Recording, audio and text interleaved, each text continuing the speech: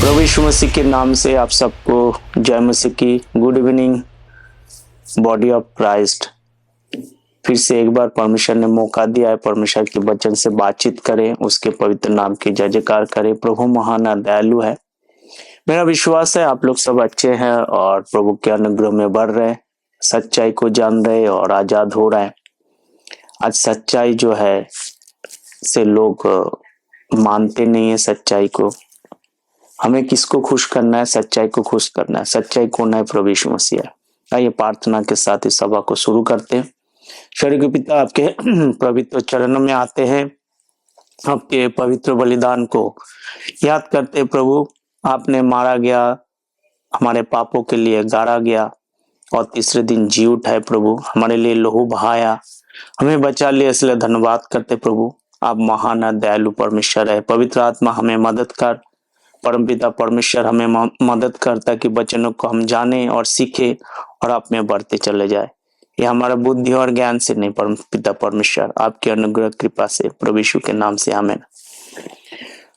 आज का जो हमारा विषय है, हम देखेंगे प्रभु के दास मूसा और पौलुस के बीच में जो अंतर है उस अंतर को जानेंगे और दोनों के अंदर कुछ ऐसे चीज पाया जाता है, एक जैसे दिखते हैं, उस चीजों को हम देखेंगे। जैसे परमेश्वर, हम पढ़ेंगे इब्रानी की पुस्तक, उसकी 13 अध्याय को पढ़ेंगे। इब्रानी की पुस्तक उसकी 13 अध्याय और उसकी 13 अध्याय को हम पढ़ते आपके लिए, मेरे साथ निकालिए 8 आयत को।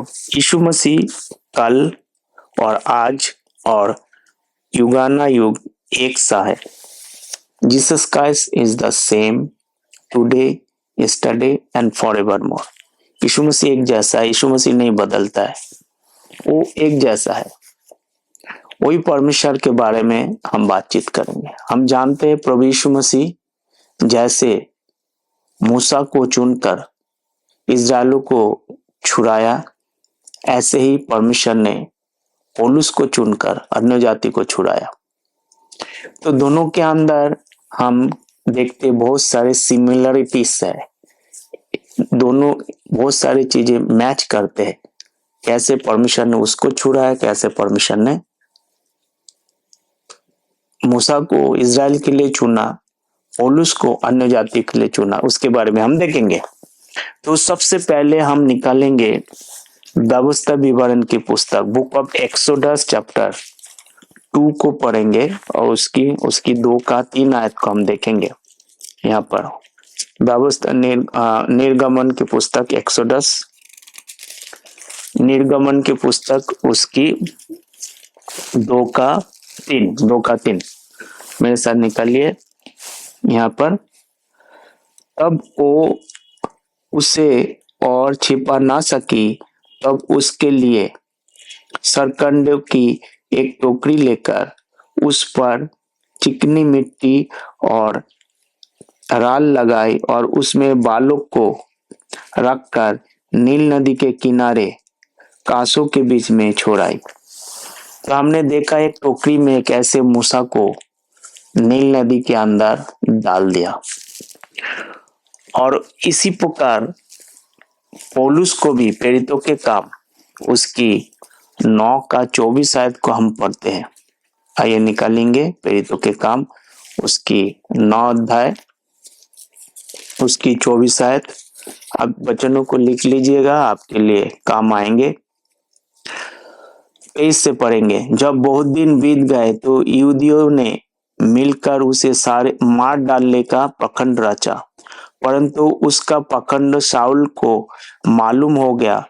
वो तो उसे मार डालने के लिए रात दिन फटक पर घात में लगे रहते थे, परंतु रात को उसके चेलों ने उसे टोकरे में बैठाया और शहरपाना पर से लटका कर उतार दिया। आपने देखा कैसे मूसा को टोकरी के अंदर रखकर पानी में डाल दिया। ऐसे ही पौलुस को भी लोगों ने क्या किया, टोकरी के अंदर इजराइलों से उनको बचाया। ये दोनों हम देखे हैं। और एक चीज हम देखेंगे, निर्गमन की पुस्तक उसकी 2 अध्याय 4 और उसकी 4 आयत को हम पढ़ेंगे। उस बालक की बहन दूर खड़ी रही और देखे उसका क्या हाल होगा। 7 आयत को, तब बालक की बहन ने फिरौन के बेटी से कहा, क्या मैं जाकर इब्री स्त्री में से किसी दाई को तेरे पास बुला लाऊं जो तेरे लिए बालक को दूध पिलाया करेगा। तो उस बालक की भेजा। इसी रीति से यहाँ पर हमने देखा परमेश्वर ने कैसे उस औरत को इस्तेमाल किया है परमेश्वर की वचनों को पूरा करने के लिए और बचाने के लिए। प्रेरितों के काम उसकी 23 अध्याय को हम पढ़ते हैं। उसकी 23 अध्याय, प्रेरितों के काम 23 अध्याय उसकी यहाँ पर देखते, पौलुस के भंजे ने सुना कि उसकी घात में है तो घर में जाकर पौलुस को संदेश दिया। पौलुस ने सूबेदार में से एक को अपने पास बुलाकर कहा, इस जवान को पलटन के सरदार के पास ले आओ। तो उसे कुछ कहने लगा। तो यहाँ पर हमने देखा कि वहां भी उसको मरने को लगा तो उन्होंने मूसा को पानी में डाल दिया। यहाँ पर भी पौलुस के भांजे ने सुना कि उसकी घात में है तो वहां पर भी जाके क्या किया है, उनको बचाने के लिए उनको संदेश दिया।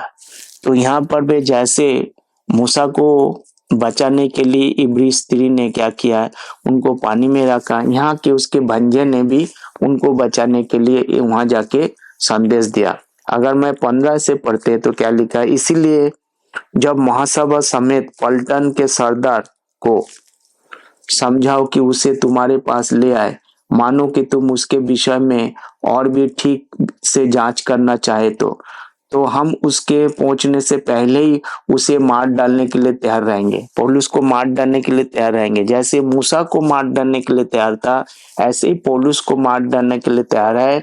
जैसे वहां पर बहन ने संदेश दिया है कि उसको वो मर जाएंगे बिना दूध के लिए, उनको बोला कि फिरौन के बेटी को बोला कि किसी इब्री को बुला के लाओ, उसको दूध पिलाओ।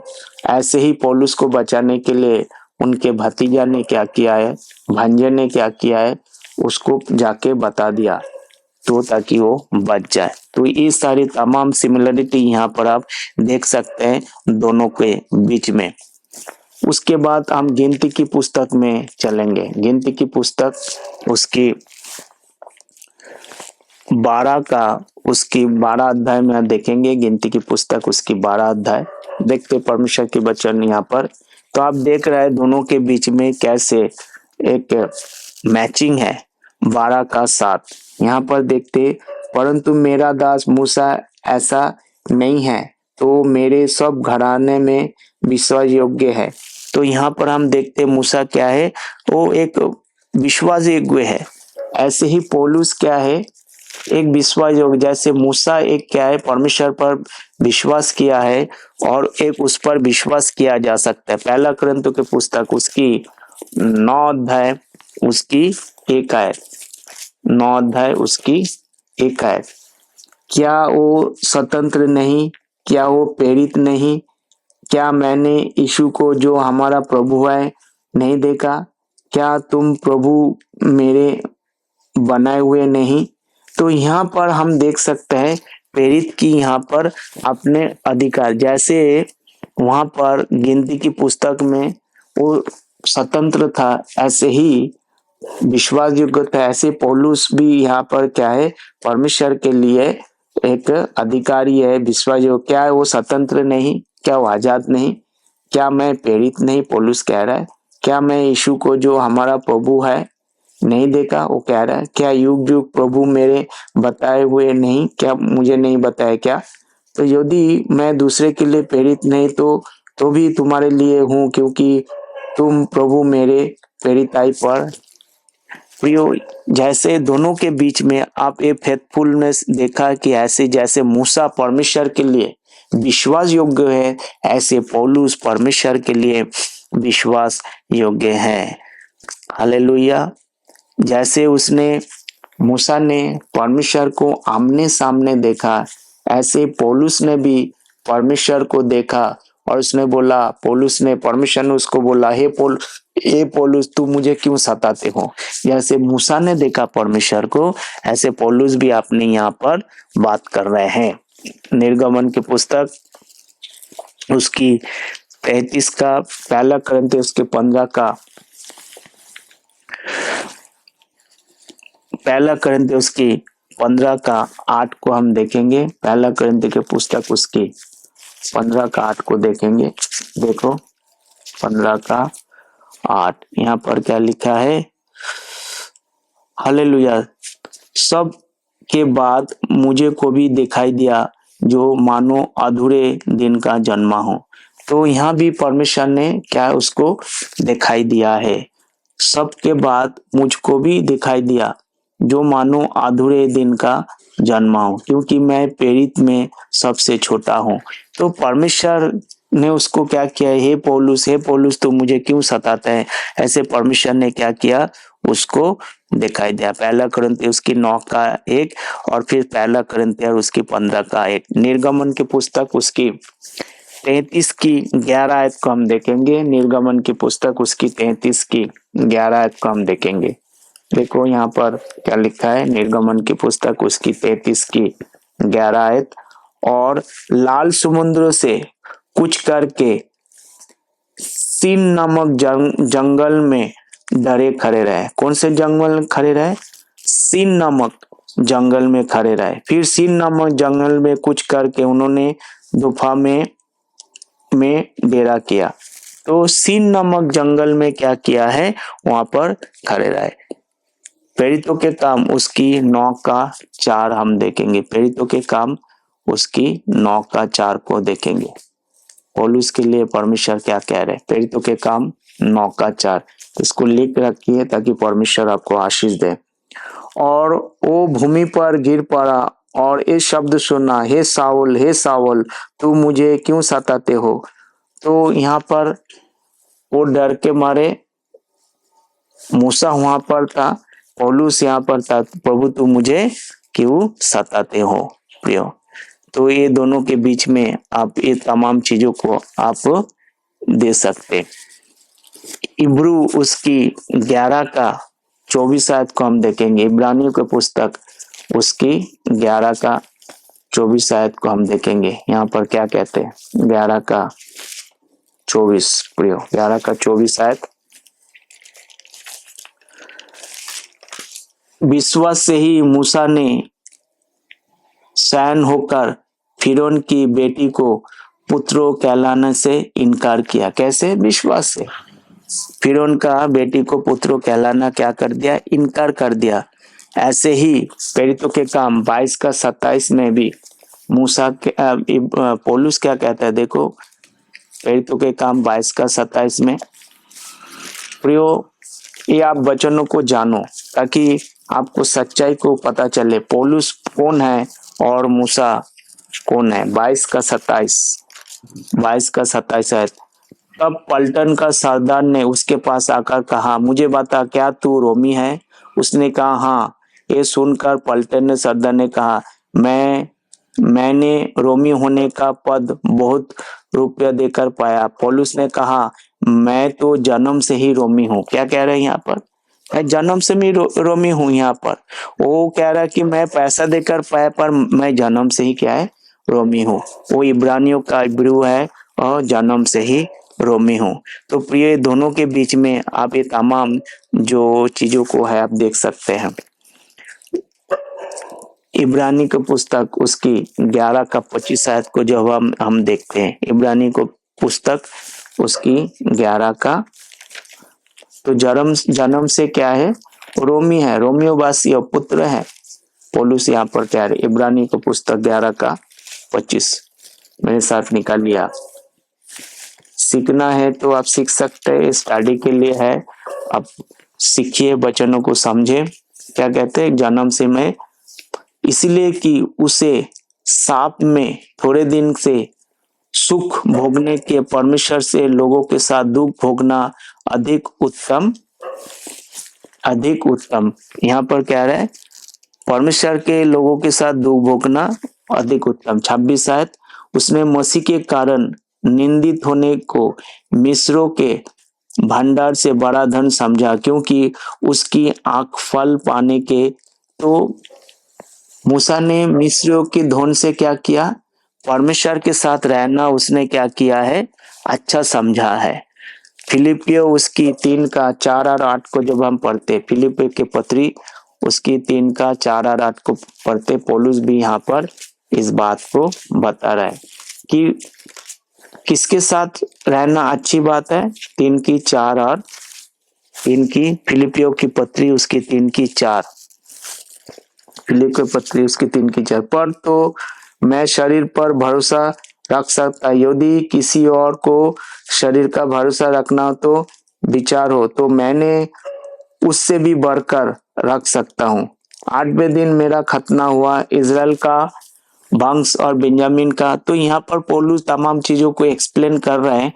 8वीं आयत में आता हूँ यहाँ पर, वरन मैंने अपने प्रभु यीशु मसीह को पहचान की उत्तमता के कारण सब बातों को मैंने हानि समझा हूँ, जिसके कारण मैंने सब वस्तुओं को हानि उठाई और उन्हें पूरा समझता हूँ, जिससे मैं मसीह से जिसमें मसीह के प्राप्त करो।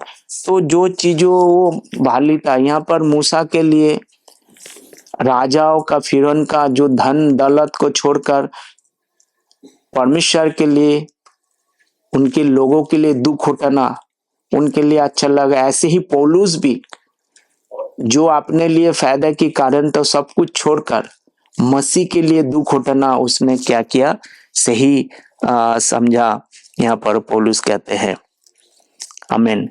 7वें आयत को भी यही बात कहते हैं।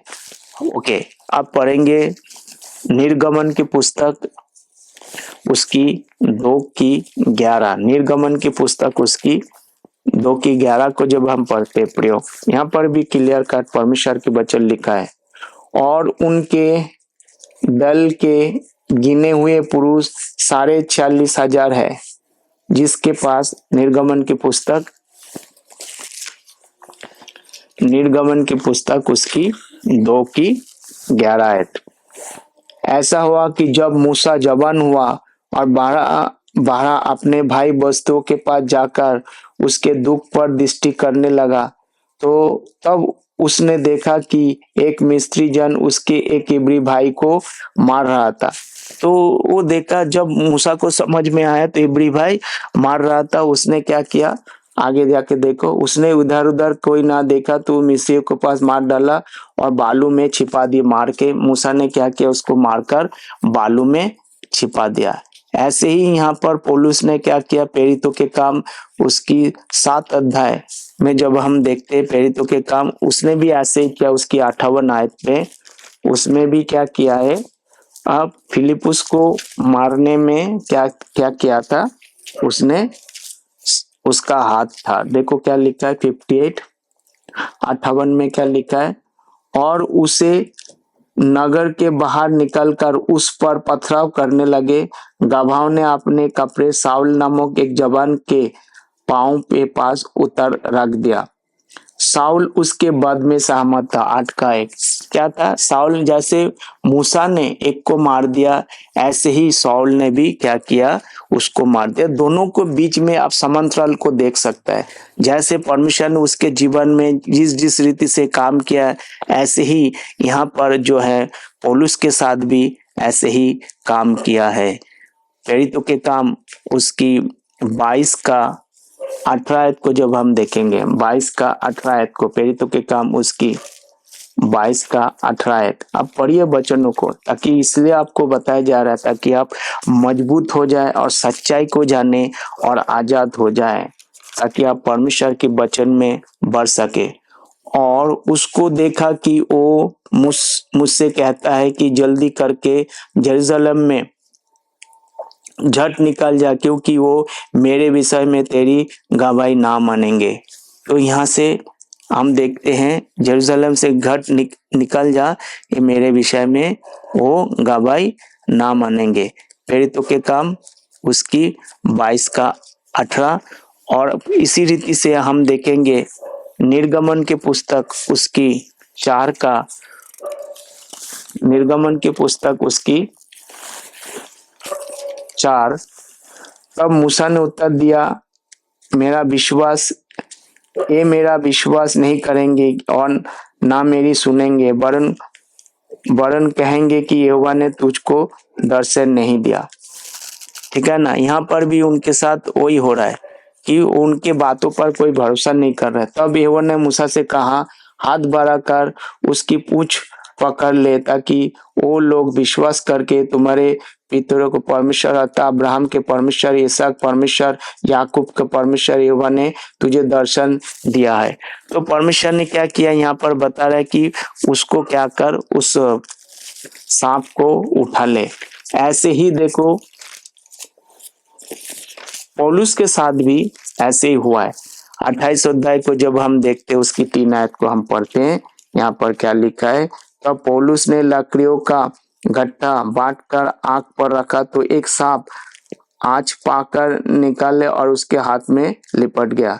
तब उन्हें निवासियों ने, तो पौलुस के जैसे उसने सांप में हाथ पकड़ लिए, ऐसे मूसा ने क्या किया, उसको लाठी को, सांप को क्या किया। तो दोनों के बीच में एक जैसे समांतरल हम देख सकता है। तो प्रियो, इस बातों से आप समझें परमेश्वर के वचन में पौलुस जिस रीति से परमेश्वर उनके लिए काम किया, ऐसे ही परमेश्वर पौलुस के लिए काम किया। गिनती की पुस्तक उसकी, जब हम मेरे साथ आइए, गिनती की पुस्तक उसकी, गिनती की पुस्तक, मूसा ने एक कुशी के साथ विवाह कर लिया, इसलिए मरियम और हारून उसकी उस विवाह कुशी स्त्री के कारण उसकी निंदा करने लगा। तो ये गिनती उसकी 12 का 1 में मूसा ने क्या किया, विवाह कर लिया, उसका निंदा करने लगा। पहला कोरिन्थियों के पुस्तक उसकी 14 का 37 को पढ़े, कि पहला कोरिन्थियों के पुस्तक उसकी 14 का 37 को पढ़े। तो प्रियो, यहाँ पर क्या लिखा है, 14 का 37। यदि कोई मनुष्य अपने आप को भविष्यवक्ता या अधिक उन समझे, तो ये जान ले कि जो बातें मैंने तुम्हारे लिए लिखी हो वो प्रभु की आज्ञा है। तो ये परमेश्वर की क्या है, आज्ञा है। पहला कोरिन्थियों उसके परमेश्वर की ओर से आज्ञा है। निर्गमन की पुस्तक 19 का 20, निर्गमन की पुस्तक उसकी 19 का 20 आयत को हम देखते हैं, क्या लिखा है, देखो निर्गमन 19 का 20 आयत। तब यहोवा सीने पर्वत की चोटी पर उतरा और मूसा